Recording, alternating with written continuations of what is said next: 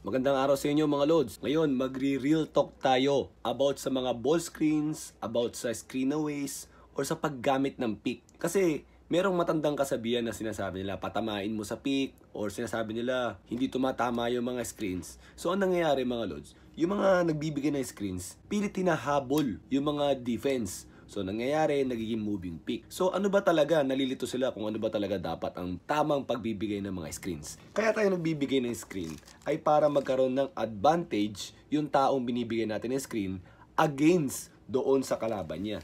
So, ano ba ibig sabihin ng advantage? Kunwari ganito mga Lods Ito, yung bumabantay sa 4. So, ngayon, dahil sa bantay na yan, nahihirapan siyang makawala or nahihirapan siya makakuha ng libre. So, ang gagawin natin mga Lods, bibigyan natin siya ng screen.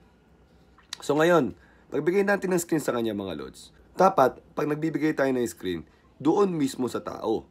Minsan kasi yung mga iba, kunwari ito umihiwalay ito mga Lods, bumababa siya, nagbibigay siya ng screen dito. So nangyayari, walang advantage na nangyayari dito.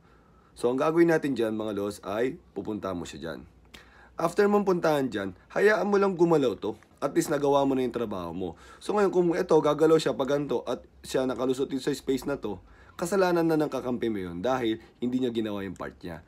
Tandaan nyo, ang pagbibigay ng screen is a team effort. Two-man game nga yan di ba? So ito ngayon mga Lods, kunwari, inaabol mo dyan, nandyan lang.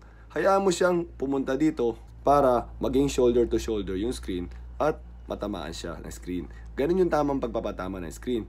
So paano mga Lods, kunwari ganyan, lumapit siya, nag-go under siya.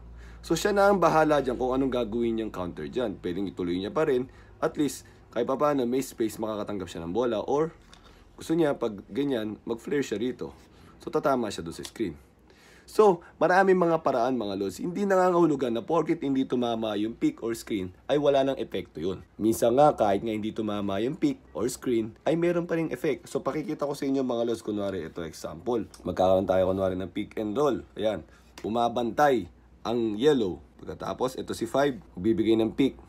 Nari dyan mga Lods, ang nangyari dito, hindi nga tumama yung pick. Pero dahil sa maganda yung binigay na pick at maganda rin na pina-shoulder to shoulder niya, nangyari nag-follow siya. Diyan pala mga Lods, meron ng advantage yan. So ang gagawin na lang nito ay gagamitin yung advantage sa pwesto. Hindi man tumama pero nagkaroon ng advantage sa pwesto dahil na-delay siya. So pwede niya ituloy yan. So pag tinuloy yan mga Lods, nasa likuran siya. So ito, pag rumol, ito naman ang magiging counter nito, roll naman siya. Para kung sakaling help to, magkakaroon siya ng opening.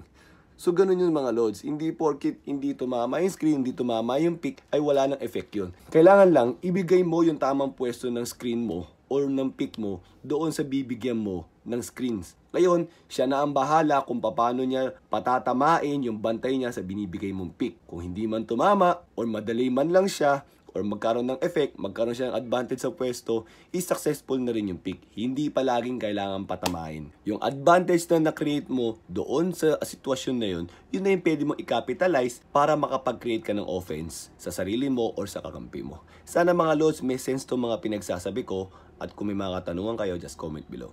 Thank you!